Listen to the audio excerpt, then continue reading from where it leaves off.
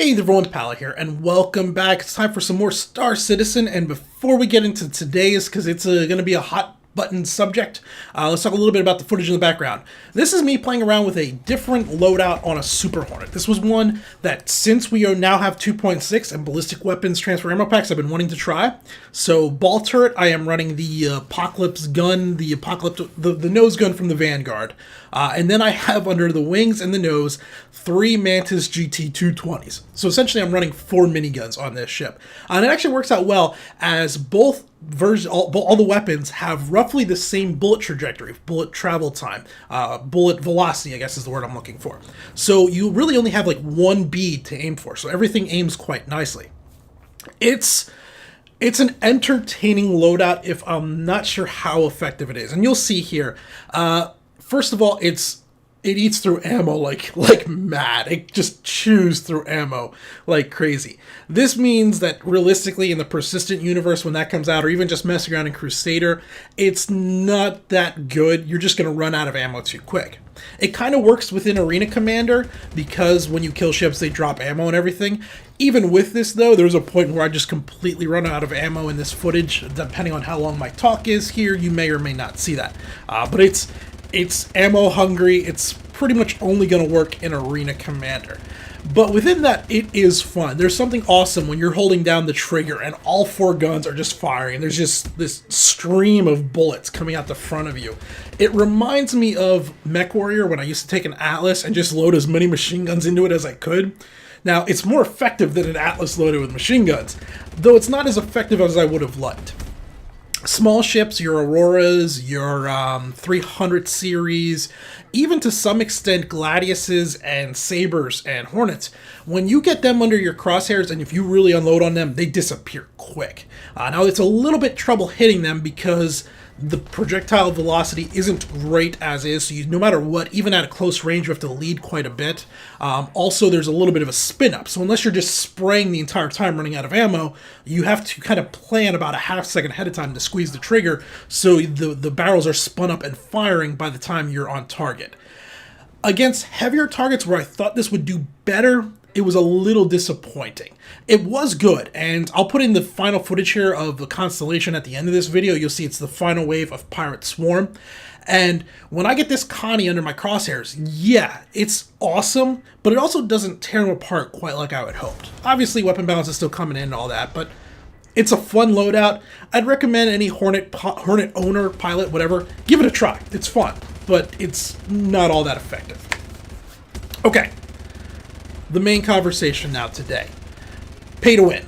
Is Star Citizen pay to win? And this is going to be a hot button subject for a lot of people. There's a lot of naysayers outside of the community, outside of the backers, supporters of the game that say, haha, look at the pay to win. There's no way that game's going to work. And then there's a lot of people within the community that explain it or deny it away. And my opinion, well, here's my opinion on it. My opinion is, yes, Star Citizen is by most metrics pay to win. However, pay to win is not a simple check plus or check minus type thing. Not pay to win is pay to win. If we look throughout the industry, you'll see a lot of free-to-play game models, and obviously this isn't free-to-play, it's buy-to-play, but you'll see a lot of pay-to-win game models, and they vary greatly. I'll point to another game I talk about regularly, World of Warships. I was very hesitant to get into that game because I'd seen the way they'd handled World of Tanks and some of the real seal clubbing tanks and everything that you could get that you could only get with currency, and it had me really concerned. And the World of Warships side of it, just within the same company but a different game, is much better. Yes, there are a few seal clubbing premiums, but they tend to be very rare. They were exclusive handouts. You don't see them all that often. Ships like the Gremyashki. And even then, within World of Warships, the Gremyashki, because it is a destroyer, although it is very powerful in the right hands, one cruiser that decides to challenge the Gremyashki and really get after it can remove it from the game in a matter of seconds. So there are different circumstances of pay to win. Compare that to, say, a lot of your iOS games where there's no way you can literally compete in the game at even a relative competitive level without throwing real world money at it. So there's different levels of it. And I would say in terms of Star Citizen being pay to win, it's on the better scale. Now, let's take a lot of the arguments that people are going to throw at this that are going to come through, and let's really talk about them here a little bit. Obviously, it's a one-way talk, but so the first one's going to be that it's a skill-based game, and this is absolutely true. But that skill has there's only so much player skill can overcome, and in an ideal, let's take like a bubble scenario. We have player with the entry-level ship, so we're going to be looking at the Aurora and the Mustang. And then we have players that have put more money into it than that. Let's take a Saber, and we're going to put one of the worst pilots ever to play the game into the Saber, and we'll take a Mustang because that is the combat version of the entry vehicles, and we'll put a very good pilot in it. Can that very good pilot beat that Saber? Yes, that good pilot can. How often is that realistically going to happen? Almost never. The Saber, the Super Hornet, even to some extent the Gladius, in terms of pure performance, are just so much better than the Mustang that outside of extreme, ultra, ideal situations, the Saber, the Hornet, all of them are going to have a massive advantage over the Mustang in terms of combat. Now, that doesn't mean they're guaranteed to win. The Mustang could run away, until we see interdiction, how that's going to work. Engine damage, things like that. It could theoretically happen, but the advantage towards the person that paid more money is significant. Now, do you call that pay to win? I do. When I can throw more money at the game and gain a significant advantage that's going to make it much, much, much more likely that I'm going to win, if not guaranteed, I consider that to be pay to win. Now, people are going to go, but what if I'm not playing the game for the combat? What about something else? Well, okay, let's look at the different type of professions that you could do. You could be someone that wants to do trading, all right? And correct me if I'm wrong, the way of judging how good you're doing at trading is going to be about the amount of money you can make, how quickly you can turn a profit with that. Well, day one, the game launches and everything, someone starts off with an Aurora and a cargo pod. Is that person not at a significant disadvantage compared to someone that starts with a Freelancer or, God forbid, a Caterpillar? That Caterpillar owner is going to be able to turn cargo so much quicker, create so much more profit than that Aurora pilot. How is that person not paid for a significant advantage or for a win? And I keep going back to advantage because I know everyone's going to come, well, they could just buy with the Aurora, buy super rare items at a very small quantity that the Caterpillar is just wasting space because it can't carry it all and it's going to just use a lot of fuel. So if you buy just 5 units of this really rare material and put it in the Aurora can make more money per trip because it's not costing. All right, yes, there are extreme conditions within everything that you can use to argue it away. We're talking in general, though. In general, overall, the person that has put more money into the game has a significant advantage, is going to be winning over the person that put in less. Let's look towards exploration. Someone with a Carrack is going to have such an advantage over someone that starts with an Aurora, or maybe even they went beyond the Aurora. Maybe they put in a little bit more money and they got the 315P, whichever 300 series is the Explorer. It might be a 3, whatever. That person with the Carrack has such an advantage, it's not even funny. Now, who determines what wins in exploration? Well, I would say the person that can get out there and find those rare resources, rare planets, wins. The Carrack's going to have such an advantage over that. Does that mean the person with the 300 might get super lucky and just be in the right place at the right time to find something?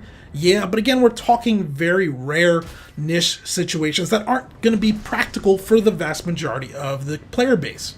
If we look towards things like mining, well, mining's still a little iffy and we don't know how that's going to work out, but obviously there's the big mining ship that mines like entire asteroid fields, and then there's the little one that you land on planets, and then we don't know how you're going to mine initially. Like, are you going to have a jackhammer that you drag out of the back of your ship? We'll skip over that one. Let's just look for like the larger picture. Let's look at, say, corporation versus corporation, guild versus guild. A corporation that on day one can field 1 or 2 javelins with a couple of Polaris escort ships running with it has such an advantage over one that comes in and they have a bunch of Mustangs and Sabres and Hornets, but none of the capital ships. Yes, absolutely. Chris, and they're right to do this, they're building in ways where those javelins are going to be really expensive to run. But if there needs to be a fight, I'd rather win that fight at an expense rather than lose that fight because we don't have those capital ships. And being able to have bought those capital ships in the pledges early on, and even later on with the Polaris, gives you a significant advantage over people that did not invest that money. And we're talking a big advantage there with this amount of thing.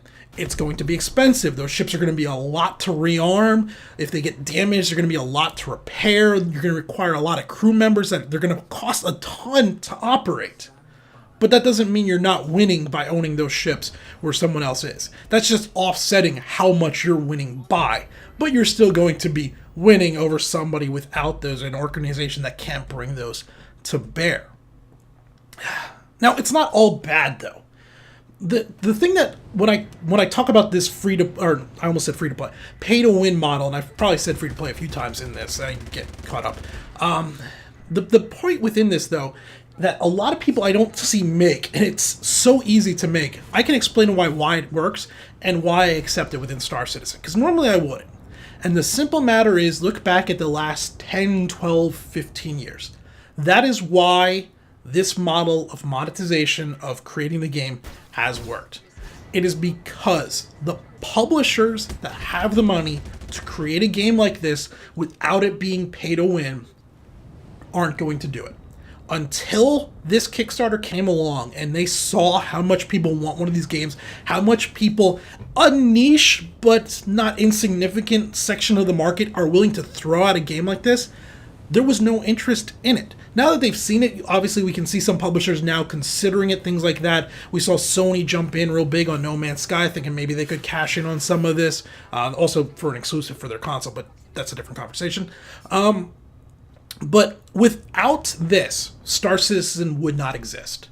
So, personally, while I completely think it is a pay-to-win game, I think that trying to argue that it's not pay-to-win is just putting your head in the sand, being naive about it. But, despite that fact, it's okay that it's pay-to-win, because if it wasn't, the game wouldn't exist. I will take a game that gives an advantage to someone that has invested $800, $1,000, $2,000 into the game, but a game that actually exists, over one that doesn't exist because people couldn't invest that money, because publishers weren't going to create it, because publishers weren't going to back a studio to create it, I should say. It's an all or nothing type thing. And a game of this scale is going to require lots of money. As we've already discussed a little bit in previous videos, this is something that isn't going to be done for $20 million, $30 million, and such. It might not even be done for $140 million. So we might be looking at 160, 180, 200 before everything is all said and done. So they needed the money, and they weren't going to get it from a publisher. Where else was it going to come from? So while I don't love the fact that I believe it is pay to win, I don't love the fact that people who have bought in early at higher price points have an advantage, I respect the fact that without that, and I accept the fact that without those elements, the game would not exist. And I'd rather have Star Citizen, have it be pay to win, than not. There you go, guys. That's my take on it. I don't know where else to go with this.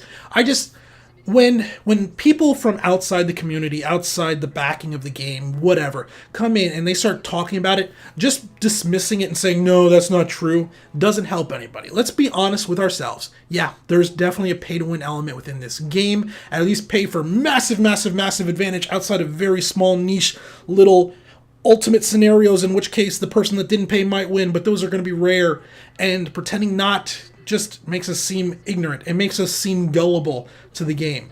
And the best thing we can do is be honest, informed consumers with what we're doing. And if someone comes at you and says, hey, it's pay to win, say, yeah, it is, but it's also pay to be there.